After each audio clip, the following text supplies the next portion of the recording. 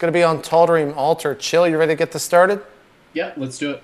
All right, so up here in the top right-hand corner, of course, is going to be from Complexity, RSVP as the red Protoss. Down here in the bottom left-hand corner, it's going to be from iGDDE as the blue Terran. Tal'Darim Altar, cross positions. We might be in for a macro game, Chill. Yeah, I think we're absolutely going to be in for a macro game. There aren't a lot of timings on Tal'Darim Altar, and especially in TVP, and cross positions just makes it, that much more painful if you're going to try to do any sort of timing attack. So I don't expect to see any player try to do that in the mid game. It's going to be really nice for DDE to move out with his ghost and his bio, really use that mobility to abuse his positioning against RSVP. But once Protoss gets all the tools together, it can be really scary for a Terran to deal with. So I think if it goes to kind of the late game, it's going to favor RSVP, but it's going to be scary for him in the mid game going up against a monster like DDE. Yeah, I mean, the mid game for Terran, I think, in this matchup is really where they are most scariest. If they get those Vikings out, and if they get the EMPs out and attack you before you're really ready for it, you don't have those Colossus or you don't have charge, it can really be hard to come back from that. At the same time, that really comes down to unit control with the Marauders if you are going bio. You can go mech, but I haven't seen really too many Terran players do it lately, or, at all, actually, in this matchup, to be honest. Well, it's not that good TVP to begin with, and then it's just so immobile on Tal'Darim Altar. You really want to abuse the mobility of those medevacs and those stim bio units. I wouldn't have mind to see RSVP try something risky on this map, like going for a 15 Nexus. He saw the fast expansion out of DD. Of course, sitting from our godly observer position, we can see, again, going for that gasless expansion. Yeah. But this is a really nice map for Terran to do that and defend easily. Or, what else I wouldn't mind is just go 4-gate. Just throw it all. He's probably going to fast expand. Throw a risk out there and do like an 11-gate 4-gate. I wouldn't mind that at all out of RSVP. Yeah, that would not be really be a surprise. If there's really one map where you can catch your opponent off guard, it's going to be this, because there's quite a long distance between the bases. You're going to have that on your side when it comes to scouting. Also, of course, as Protoss, you could just warp across the map, so you wouldn't really have to worry too much about reinforcements. But we'll have to wait and see. He does have that Cybernetics core down. He hasn't added on any more gateways just yet. The telling point is going to be right here. About when the Stalker's halfway, if he's going to be saving up minerals or not. Yeah, and he's using the Chrono Boost on the Stalkers. He hasn't even started Warp Gate as the timing's off a little bit. He got that second pylon out. Still not starting Warp Gate. That's a little bit strange. There are some fast expansion builds, like 26 Nexus around there after you get your first Stalker out to deny scouting, but they all involve Warp Gates, so I can't see this being anything but a mistake. Huh.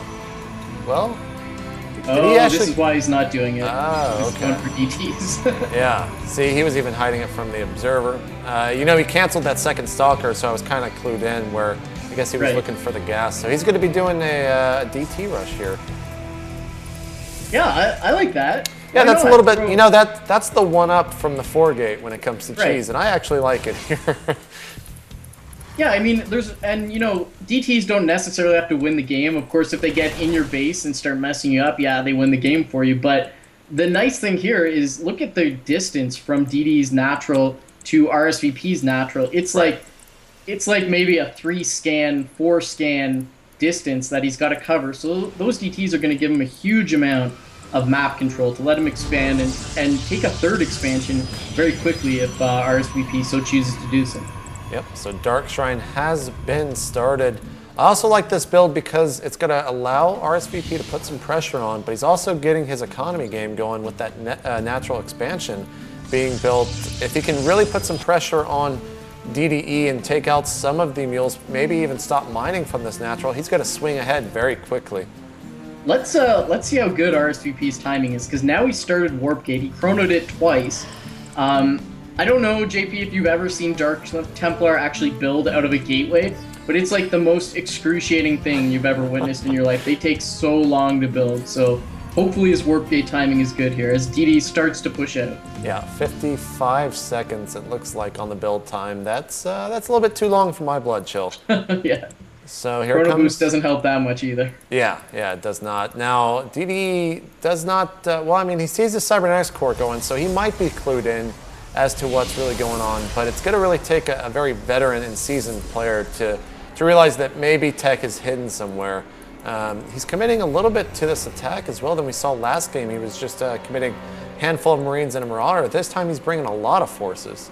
Yeah, I think DD's got to know something's up. I mean, there's 3 gates and a robo, but there's no actual unit. So he's getting in there. RSVP smartly pulls all his probes, doesn't want to lose anything, and he's actually just going to lose his Nexus. Yeah. He's surely going to lose his Nexus. Wow. He could have made some units. Yeah, well, I mean, to be fair, he was waiting on that warp gate to finish, and I think he really wanted to utilize them to get at least 1 DT down. Now, if we look at the orbital commands, he did mule on his main, and he's about 8 energy away from being able to scan at his natural. DD feels happy about that last attack. He's going to pull back. DT is going in to the main base of DDE, and let's watch the kills rack up. There's an engineering bay up, so there's a turret started at the natural, but the DT in the main base getting a few kills over there. Is there a second DT? No, there surely should be a second DT. We can see that RSVP has started his natural again. I wouldn't even mind seeing him get a warp prism out so that he could harass with DTs even more. Yeah, I mean, warp prisms and DTs kind of go hand in hand right now in this game, especially in the PvZ matchup, which as of late we've really seen players utilize quite a lot. Now, we have a pylon going down over here. I'm not sure if you can see the high ground though.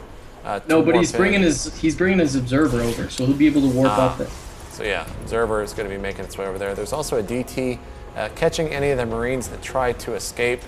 DD might move forward here as some of his units come outside of the bunker wall. And where is that observer? Should be hidden in just a couple seconds.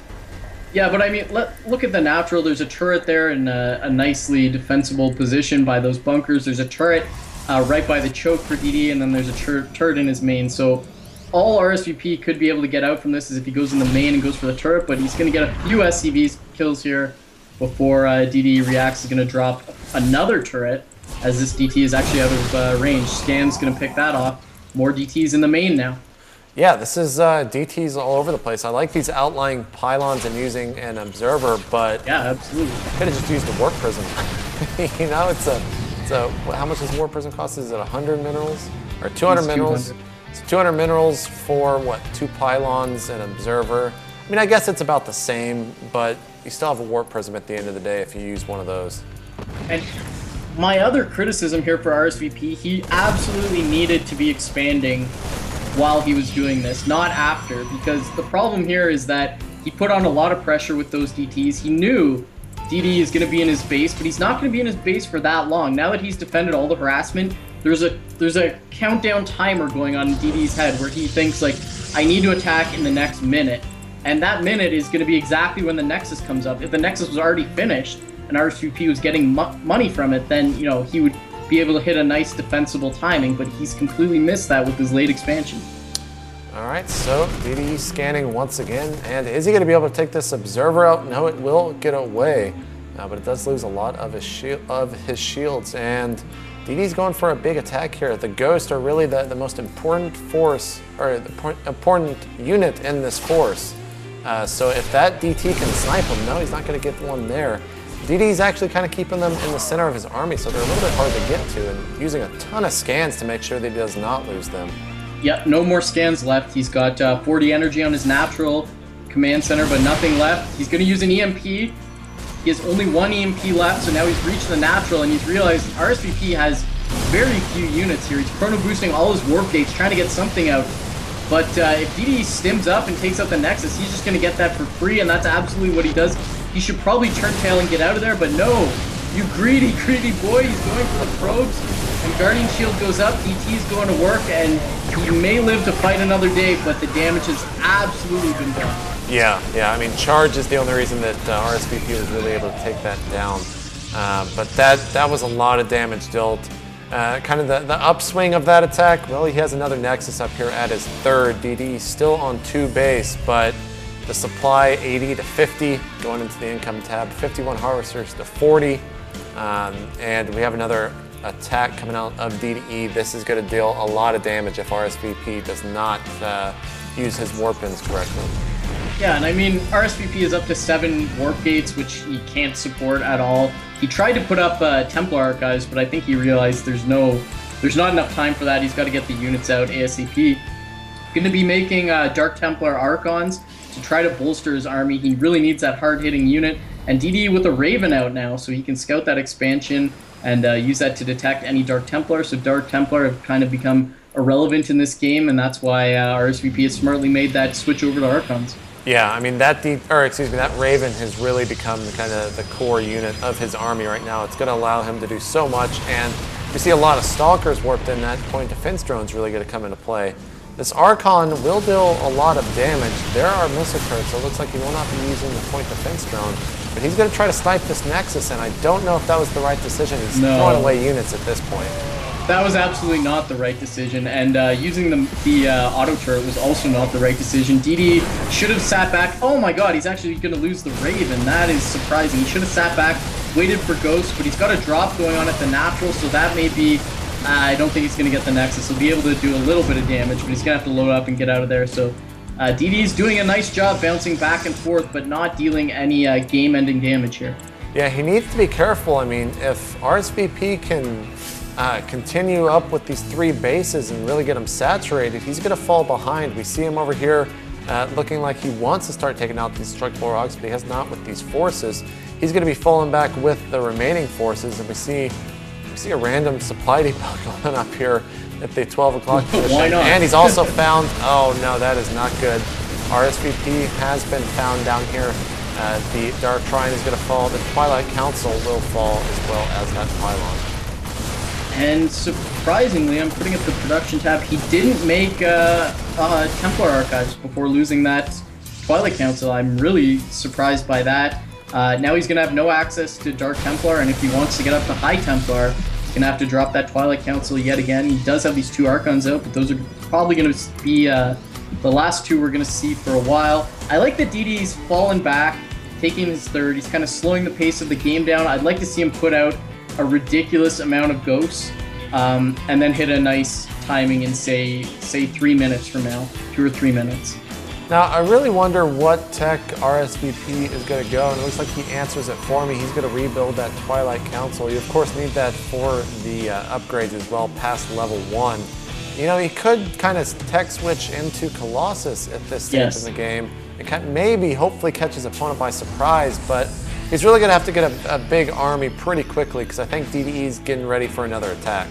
Yeah, RSVP is just in such a bad situation. You want to make a lot of units very quickly because you know another attack is coming probably in 1 to 2 minutes, but you don't want gateway units. So do you put out Immortals, which just get EMP'd? Do you try to get up to High Templar? Do you try to get up to Colossus? I think Colossus is the best bet, but this is a scary army moving out for DD across the map. He's got 3 Ghosts and 4 EMPs between all these Ghosts. Yeah, and we'll probably focus on those Ghosts to start with, because we'll be wanting to see their EMPs. Here come the 2 scans going down. And one of the Ghosts is leading. It could definitely take out that Archon pretty quickly. DD's slowing up for just a second. The medevacs are a little bit behind. Another scan going in. There's the EMP. It does hit one of the Archons a little bit. Hit a lot. Well, it didn't actually hit that much, but that one hit almost everything.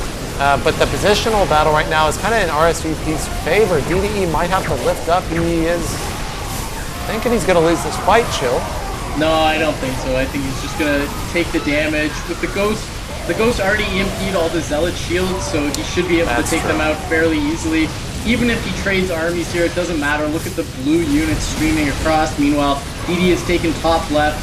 RSVP, there's absolutely nothing he can do to come back. Maybe he's not going to lose now, but in the next 2 or 3 minutes, he's absolutely going to lose this game.